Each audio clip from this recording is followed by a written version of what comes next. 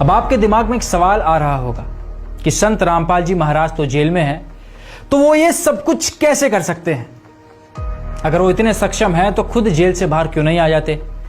अब इस बात पर आपको कुछ दिखाते हैं। कबीर परमेश्वर सारी सृष्टि के रचनहार होने के बाद भी जुलाहे की लीला कर रहे थे, झोपड़ी में रह रहे थे। कोई नहीं मान रहा था कि ये भगवान हो सकते हैं, लेकिन क्या हमारे मानने या न मानने से कबीर जी की महिमा में फर्क पड़ गया?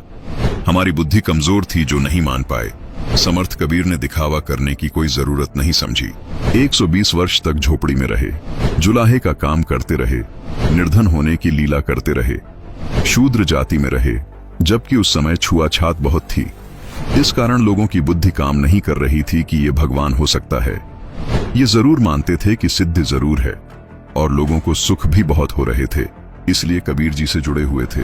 कबीर साहब जी ने एक छोटी सी परीक्षा ली और सब छोड़कर भाग गए। गुरु विमुख हो गए, गुरुद्रोही नहीं हुए थे। कबीर साहिब जी ने 120 वर्ष तक लीला की और अंत में मगहर से सह शरीर सतलोक चले थे, और ऊपर से आकाशवाणी कि देखो उठाकर चद्दर, क्या है इसके अंदर? शरीर की जगह सुगंधित फूल मिले, और ऊपर देखा तो परमात्मा सह शरीर ऊपर जा रहे थे। कबीर जी उस दिन भी भगवान थे, आज भी भगवान हैं, आगे भी भगवान रहेंगे। उस समय कबीर परमात्मा के बारे में लोग कहा करते थे कि कबीर साहब तो अनपढ़ थे, शूद्र थे, न वेद शास्त्रों का ज्ञान है और जुलाहा है, नीच जाति का है।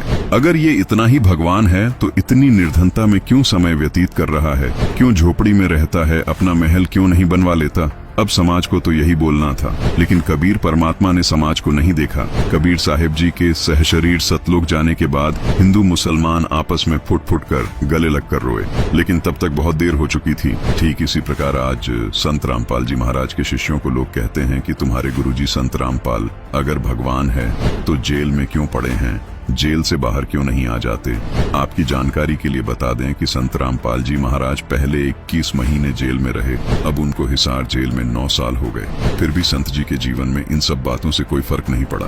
उन्होंने इतना समय जेल में बिताने के बाद भी बाहर लोगों को अद्वितीय लाभ दिए हैं, लोगों के लाइलाज रोग जड़ से खत्म किए हैं। जैसा कि आपने उनके भक्तों के अनुभव सुने, संत रामपाल जी महाराज ने अपने अद्भुत ज्ञान के जरिए बाहर यानी बड़ी जेल में टहलका मचा दिया है। संत रामपाल जी महाराज जेल में कुछ लीला करने गए हैं जो आम जीव की समझ के बाहर है। संत समाज को देखकर अपने उद्देश्य को नहीं बदलते, वो अपनी लीला को निरंतर करते हुए जीव कल्याण में लगे रहते हैं। जिस प्रकार कबीर परमेश्वर झोपड़ी में रहे और लाखों लोगों के कष्ट दूर किए, ठीक इसी प्रकार संत रामपाल जी छोटी जेल में लीला करते हुए बड़ी जेल में रह रहे लोगों को अद्भुत लाभ दे रहे हैं। वैसे भी अभी तो खेल जारी है, हार जीत का निर्णय होना अभी बाकी है।